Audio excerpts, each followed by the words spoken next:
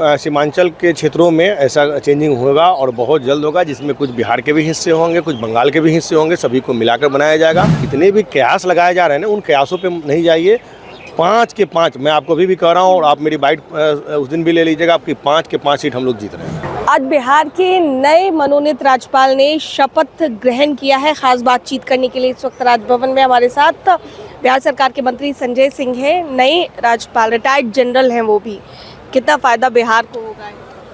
सबसे पहले तो आपके चैनल के माध्यम से उनको हम बहुत बहुत बधाई देते हैं। मेरी शुभकामना है कि उनके आने से जो हमारे माननीय मुख्यमंत्री जी, माननीय प्रधानमंत्री जी और माननीय चिराग पासवान जी का जो बढ़ता बिहार का जो नारा है, उसको बढ़ावा मिलेगी। और कहीं ना कहीं उनके आने से जितने भी बिहार की यूनिवर्सिटी हैं उसमें कुछ बदलाव आएंगे और शिक्षा जगत में इसका फ़ायदा मिलेगा। चूँकि इनका जो अनुभव रहा है पहले का, वो बहुत बेहतर अनुभव रहा है और इसका बिहार के लोगों को और बिहार वासियों को इसका फ़ायदा मिलेगा। कई विपक्षी दल के नेता ये कह रहे हैं कि रिटायर्ड जनरल सैयद अत्ता हसनैन साहब आए हैं तो कुछ भौगोलिक बदलाव की तैयारी बिहार में हो रही है, यूनियन टेरिटरी बनाने की बात कही है।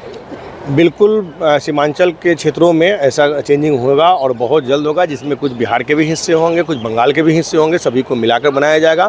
देखिए, हमारे माननीय प्रधानमंत्री जी का जो विज़न है उसमें सिर्फ विकास की बातें हैं, और उस विकास में जो भी होगा हमारे माननीय प्रधानमंत्री जी, हमारे माननीय मुख्यमंत्री जी और हमारे नेता आदरणीय चिराग पासवान जी इसको करेंगे।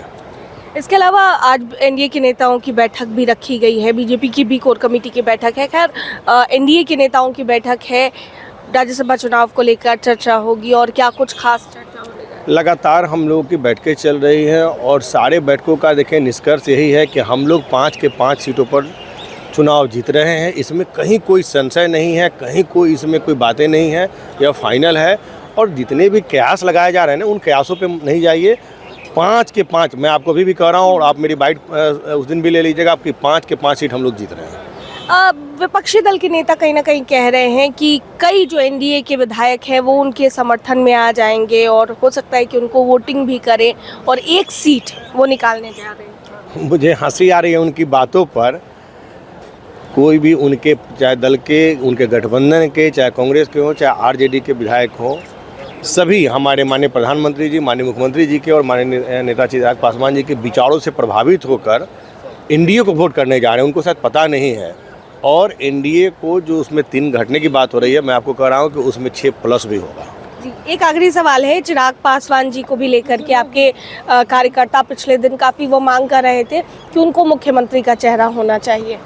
देखिए, राजनीति करने वाले हर एक लोगों की इच्छा होती है कि हमारे नेता आगे बढ़े। जैसे कोई भी अगर आदमी आम कार्यकर्ता हो तो उसकी इच्छा भी होती है कि हम विधायक, मंत्री, सांसद बने। उसी प्रकार से जब कोई नेता होते हैं तो उनकी भी इच्छा होती है कि हमारे नेता मंत्री बने, मुख्यमंत्री बने।